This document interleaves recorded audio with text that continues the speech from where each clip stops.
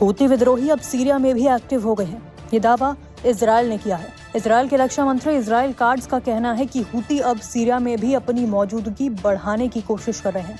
ये बात अभी किसी जांच से साबित नहीं हुई है, लेकिन इस दावे ने मध्य पूर्व में पहले से मौजूद तनाव को और गहरा कर दिया है। आपको बता दें कि हूती आंदोलन यमन में पैदा हुआ और धीरे धीरे उसने सना समेत बड़े क्षेत्रों पर नियंत्रण कर लिया। इस समूह को ईरान का समर्थन प्राप्त माना जाता है। पिछले सालों में उन्होंने रेड सी और गल्फ ऑफ एडन में जहाजों पर हमले कर अंतर्राष्ट्रीय समुद्री व्यापार को भी प्रभावित किया है। गाजा युद्ध शुरू होने के बाद से हूती कई बार यमन से इजरायली इलाकों की तरफ मिसाइलें और ड्रोन भेज चुके हैं। इजरायली मंत्री काट्ज का कहना है कि सीरिया की सीमाओं के अंदर कुछ ऐसी ताकतें मौजूद हैं जो उत्तरी इजरायल के इलाकों पर हमला करने की योजना बना रही हैं और हूती संभव है कि उन्हीं गुटों के साथ मिलकर काम करें। ऐसा अगर होता है तो इजरायल को अपनी उत्तरी सीमा खासकर गोलान हाइट्स से भी नए खतरे का सामना करना पड़ सकता है। सवाल है कि गोलान हाइट्स से खतरा क्यों होगा। बता दें कि गोलान हाइट्स वो पहाड़ी इलाका है जिसे इजरायल ने 1967 के युद्ध के दौरान सीरिया से कब्जे में ले लिया था। 2024 में सीरिया की असद सरकार के कमजोर होने के बाद इजरायल ने वहां अपनी पकड़ और मजबूत कर ली। ये इलाका इजरायल के लिए सामरिक रूप से बेहद संवेदनशील है और यहाँ किसी बाहरी गुट की सक्रियता उसे असहज कर सकती है।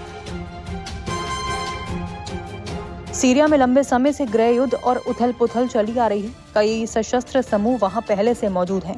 ईरान भी सीरिया में अपने सहयोगी गुटों जैसे हिजबुल्लाह के माध्यम से मजबूत पकड़ बनाए हुए है।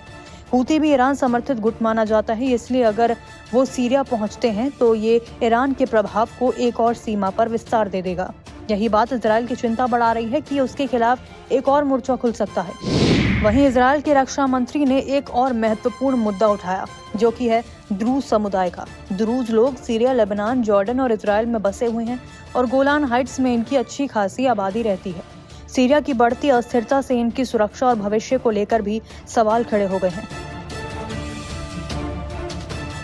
इजरायल को डर है कि अगर संघर्ष और फैलता है तो इनकी स्थिति और नाजुक हो सकती है। कुल मिलाकर गाजा, लेबनान सीमा, यमन और अब सीरिया, 4 अलग-अलग दिशाओं से खतरे की संभावना इजरायल के लिए रणनीतिक चुनौती बन सकती है। अभी ये सब दावों और आशंकाओं के दायरे में है, लेकिन अगर इनमें सच्चाई निकली तो आने वाले दिनों में क्षेत्र की राजनीति और सुरक्षा संतुलन में बड़ा बदलाव देखने को मिल सकता है।